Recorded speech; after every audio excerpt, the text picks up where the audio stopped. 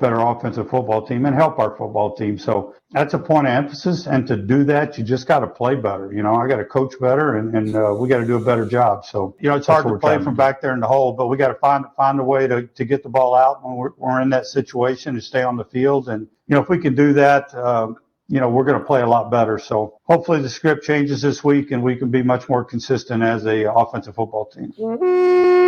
That was Gary Kubiak, offensive coordinator of the Minnesota Vikings. I am Phil Mackey. That is Judd Zolgad. We have Declan Goff producing here. And it's time for some confidence, concern, curiosity with our Minnesota Vikings going into this game against the Tennessee Titans, where we dive into all things positive, negative, and curious. So let's fire up some appropriate music here. Oh, yeah. Football. And we'll dive in. We'll start with Judd. What is the thing that you are the most confident about regarding the Minnesota Vikings? Oh, boy, this is a difficult one. 0-2. They've looked absolutely terrible in losses to the Packers and then to the Colts. I was really surprised about the effort and performance against the Colts. I guess that I thought they'd bounce back, and they didn't come close to doing it. So I'm going to give you the one thing that I know that I'm confident in. Vikes return home to face the Titans, U.S. Bank Stadium, Sunday. I'm confident there'll be no booing. They can't. Philadelphia piped in booing. No, actually, that was only on TV.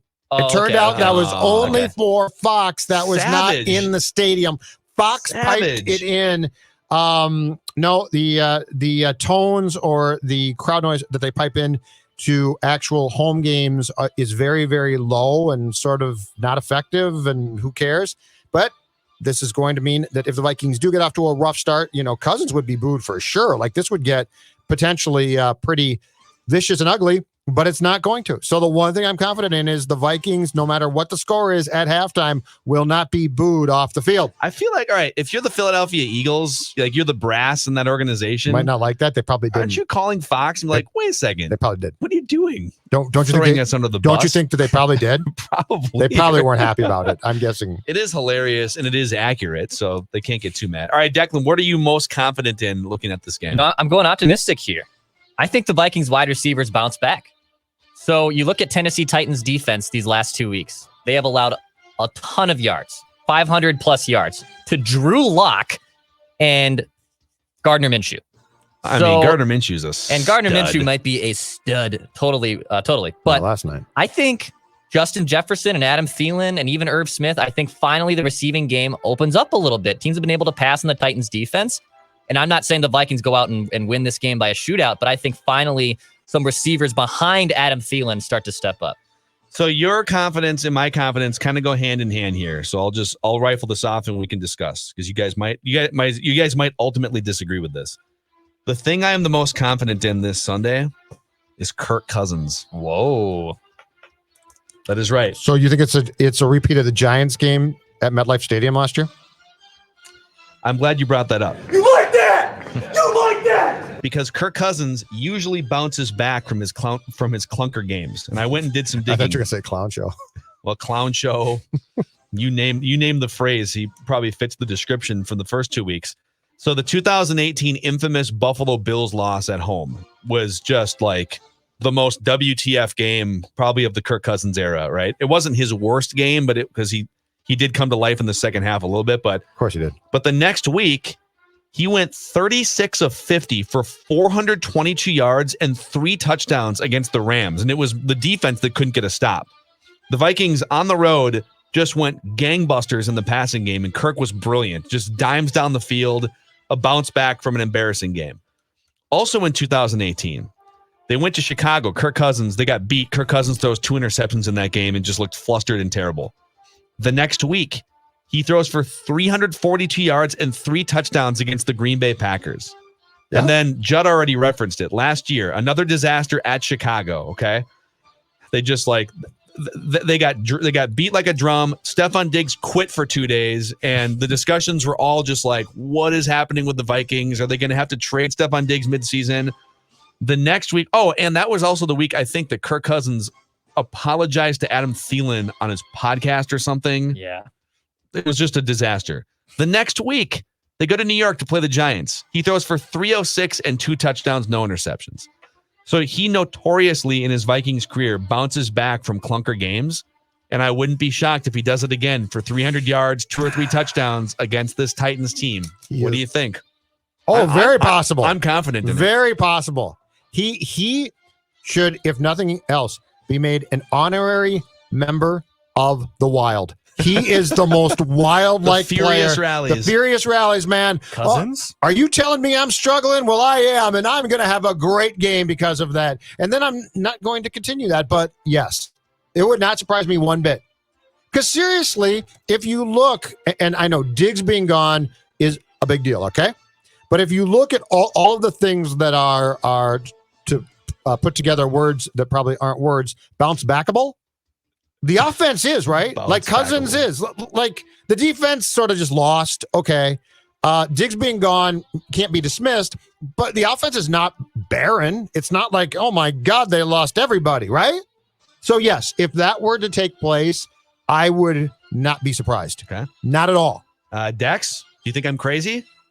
I don't think you're too crazy because he does have a history of doing it. But like, it's another chapter in classic Kirk Cousins, right? Like the moment we're kind of counting him down and we're beating him up. Yes. He might rise up and do something. Crazy. But sooner. It's very on brand with him. So okay. I think he can't get any worse, right? I don't think he can get worse. If he throws, if he does what I'm saying that he'll do, because this is who he's been as a Vikings quarterback. This is also why the Vikings probably aren't going to go 2-14, is because he's never had a train wreck season. Correct. Like at worst, his teams are 8-8 or 7-9 going back to Washington, because it's a little bit like we talk about this off mic sometimes. Judd and I have the fat radar. Okay, we're not in great shape, but we're also not morbidly obese, because we get to a point, we look down at our gut and we say, boy, I've gone 20 pounds too far. It's time to start mixing in some salads, hop on the treadmill, the elliptical, and get my life in order so I don't die tomorrow, right?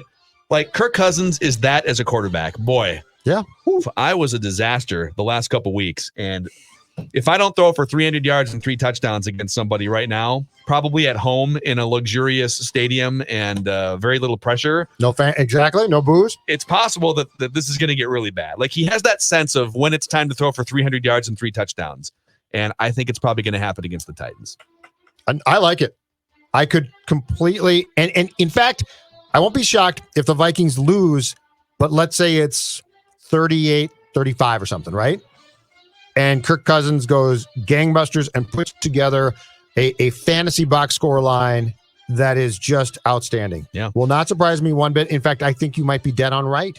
All right. Well, so I will not argue with you. You like that? I will not. You like that? all right. The thing that you were the most concerned about. A lot of options. Are we going to spend all day on this? Like we could go till 11 tonight. Midnight tonight. Okay, I'll start off with the thing I'm most concerned about. And you know, concern might be the wrong word here now, because it's just like the team has played so bad in 2 games. I'm not sure concerned is the right word, but if we were to use it, I'm just going to say this. What's the plan at corner? So Mike Hughes is probably almost certainly not going to play with a neck problem. He did not practice. His 2019 came to an end because of a broken vertebrae, so it might involve that. So I'm almost certain he is out. Cam Dantzler didn't practice and play last week because my guess is he broke a rib against the Packers. Didn't practice again this week.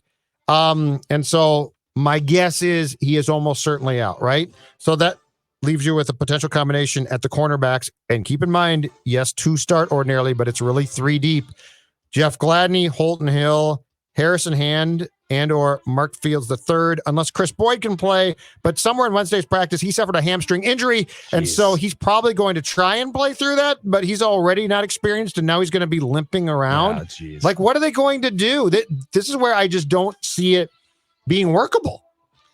Yeah, I mean, like, is it just going to magically, oh my God, they look like the greatest, it's just not going to happen. Can Antoine Winfield hop in a DeLorean and Benny Sapp available, for God's sake? Like, someone. Benny Sapp, man, that is such a blast from the past. I love that guy. All right, Declan, what are you the most concerned about this Sunday? I am concerned that Derrick Henry is going to feast on this defensive line, and he has been off to a tad slow start. But this defensive line has not shown a lot of oomph, and they miss Linval Joseph, and I think Derrick Henry is going to have an absolute field day against the Vikings. Yeah, it's always kind of it's tough when you're looking at a team and you're saying boy, a stud player has not gotten going yet, right? Or like in baseball, I feel like Mike Trout should have a few more hits. Like, oh, the Angels are coming to town. Like it's kind of happening with Derrick Henry. The thing that I'm the most concerned about, I'm concerned about the two things that you just mentioned too. I'll pick another one. But the thing that I'm most concerned about is kind of goes more hand in hand with what Judd's saying. It's actually Ryan Tannehill. And I can't believe I'm saying that because I would have laughed at that notion in the 7 years he spent with Miami. He was just the definition of a meh, vanilla, bland, non-threatening quarterback, right? Like there was really no chance that Ryan Tannehill was going to be daggering you for 400 yards. He was just kind of a guy. He was kind of just like Kirk Cousins. Yeah, just right. Maybe not quite even that level. And now with Tennessee, Mike Vrabel seems to be a really good head coach. He led the NFL last year in yards per attempt by a mile, in traditional passer rating, and I think he was the number 1 or number 2 Pro Football Focus rated quarterback as well on the analytics side. And this year, it's been more of the same. He's off to a really good start, 70% completions. I'm not putting him in like the Tom Brady 10 years ago category by any means, but he's just a really good, solid, somewhat dangerous quarterback now. And the Vikings don't feel equipped to throw him off of his game like they ordinarily would at US Bank Stadium. Not to mention, the last time the Vikings played a game at US Bank Stadium 2 weeks ago, the opposing quarterback drew the Vikings off sides on the second play of the game with a hard count because there's no fans in the stands. So I'll even add that. Another concern is no crowd noise again. Are they going to jump off sides? And is the quarterback going to have an advantage? Probably by just being able to verbally communicate at the line of scrimmage. But beyond that, the Vikings defense is in great shape for Sunday. Prime position. Bring it on. Yep. Chef's prime kiss. position. Chef's kiss. Yes. All right. The thing that you're most curious about this Sunday. Okay. Lots here. There is a lot of meat, just as there is for concern, a lot of meat on this bone. But I'm going to go with one that I don't think we've talked about a lot these past 2 weeks. Do the Vikings plan to get their tight ends involved more? Now, I know that they did try and get Irv Smith Jr. more involved on Sunday against the Colts. But the reality, gentlemen, is this. Through 2 games, Rudolph and Irv Smith have been targeted a combined, so this is not individually, a combined 8 times for 4 catches for 42 yards. Thielen alone has been targeted 16 times. And heck, we could talk about, do you plan to get Justin Jefferson and BC Johnson more involved as well? That's a separate conversation. But I believe Kubiak's offenses are known for their reliance on a solid run game, correct? And they're also known for their reliance or involving the tight ends. And again, I'll repeat, 8 targets in 2 games? Really? With a quarterback who is struggling? My curiosity, are you going to try and work them in? I'm not saying it's going to work perfectly, but 4 targets a game for your tight ends seems really minimal. The other thing, too, because they just haven't run that many plays, they've only thrown 51 passes in 2 games, despite trailing. Yeah. Because they've only had, I think they only had 1 offensive possession in the first quarter of last week's game and maybe even the first game. I think that's right. So part of it is just like they can't stay on the field long enough to get targets and get anything moving. But 8 targets for tight end seems like an incredibly low statistic. Yeah. Dex, what are you most curious about? I am curious if Kirk Cousins can just for once show me that he can bounce back. Do you have to watch the film, Kirk? Can you avoid the safety, Kirk? Can you spread the ball out, Kirk? I'm just curious if the guy can for once rise up and show me that he can ball out. Mackey brought up a good point and usually when he's had a clunker like he did last week, he has shown that he can do it. I'm curious if he can do this again and right the ship and get back on track. I feel like I have 2 very solid answers for you. Yes, he will bounce back, and no, he cannot rise above adversity. So if there's adversity in this game, then maybe he actually doesn't bounce back. But yeah, I don't know. Like at what point at age 32, we know what he's getting paid, but at what point, kind of like we talked about on Mackey and Judd, Apple, Spotify, scorenorth.com for our other podcasts, if you want to find that. At what point do we just kind of stop, wringing our hands over what we want him to be and just accept the fact that he is a drastically overpaid version of what he actually is? I know I'm going to keep complaining about it, but you guys are welcome to settle at any point. Yep. I think the thing that I'm most curious about is Justin Jefferson, because it feels like in the 4 or 5 passes he's caught so far this season, it feels like there's something there. Kind of feels like there's a weapon that could be utilized and maximized more than it has been to this point. And if someone's going to step up and be that real solid number 2 behind Thielen, why not Justin Jefferson? Supremely talented. There's no reason why. The guy was a ridiculous stud and weapon at LSU last year. Yep. And he appears to be NFL ready. So I would just be curious to see if they have seen in the first couple weeks enough to say, all right, let's get some more offensive possessions and first downs in general. Like let's get this thing going, and let's have Justin Jefferson be a big part of that. Keep the damn ball. Yeah, that would help too. Yeah, Kirk Cousins 4 interceptions is just too shy of how many he threw all of last year in the regular season. That's remarkable, man. Yeah, he's been. I mean, to his credit, he's kind of fixed the fumbling a little bit. Like he still fumbles sometimes, but the turnovers weren't as big of a problem for him last year. But right. No, I think the fumbles are fixed by the fact that he basically, when in trouble, just goes down now, which unfortunately can be a sack as well. Yeah. All right. The other thing I want to admit is that I'm kind of to the point with this team where, like, whenever teams, like I did this with the Gopher basketball team. I'm a big Gopher basketball and football fan. Like when it just became clear that Tubby Smith wasn't the guy anymore, just like there needed to be a change of direction where I just start actively rooting for short-term loss for long-term gain. I'm getting really close looking at the 2021 crop of quarterbacks in that draft. And I know there's a bunch of contractual logistics to figure out with Cousins, but like, right. Those are things you just figure out. Like if you think there's a quarterback that is going to change your franchise in the next 2021 draft, right. I am to the point where I'm just sort of wanting them to lose games like this. I'm there right now. Now, just for full disclosure. So I'm with you completely. And look, I welcome accepting your fate, and if you're going to lose, get the draft pick and don't win 6 games. If you could potentially win 2, but I will warn you, and I think Dex will back me up on this one, Phil. This reminds me a lot of the start of the Wild season this past fall, in the fact that they looked absolutely awful, and you said they got enough guys here who are going to try hard and bounce back and try and save their basically entitled jobs that they think they richly deserve, and they did. They started to, and it drives you crazy because it's like, oh, now you're going to do this, right? The only difference is, and this is where I think the Vikings might just stink, and it's fine, is defensively. But offensively, I guarantee you there are guys on this team who are going to be like, you know what, it's time to try harder now, and they very well might win you, like, let's say an extra 2 to 3 games, and as a fan, it pisses you off because you're like, no, you stunk. Just keep stinking and be better long term. Because yeah, well, right. But I mean, but it's this always. It's this. You don't get it. We have to live here. We love it here, and we'll try hard this week. And it's like, nah, shut up and just lose. That's harsh. Well, one thing I want to clarify is, like, I think a lot of the feedback that we have gotten on this tank for Trevor and fail for Fields discussion is, like, you're just rooting for the Vikings to lose. Like, quit being negative. And it's like, back up a step. I'll speak for myself.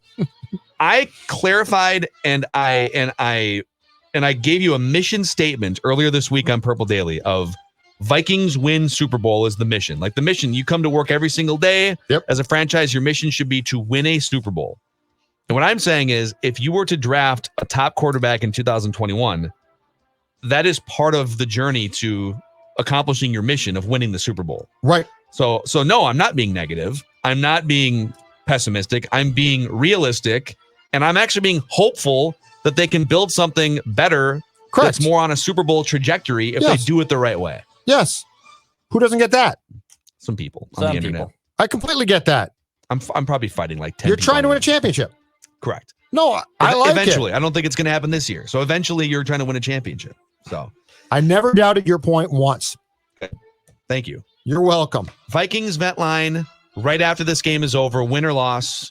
We are live in video form on Score North Twitter and Facebook, and also youtube.com/Purple Daily Podcast. And we are welcoming fans into the video, just like we had the last couple of weeks. You can email us, vikingsventline@gmail.com, for your chance to join us. We had quite a few last week. Probably had like 10 or 15 people jump in. And so we can't promise that we're going to get you in, but if you want to be part of it, email us at vikingsventline@gmail.com. And it's been fun having fans as part of that, powered by Corona Hard Seltzer. So, all right, boys, see what happens. See ya. It's a wrap.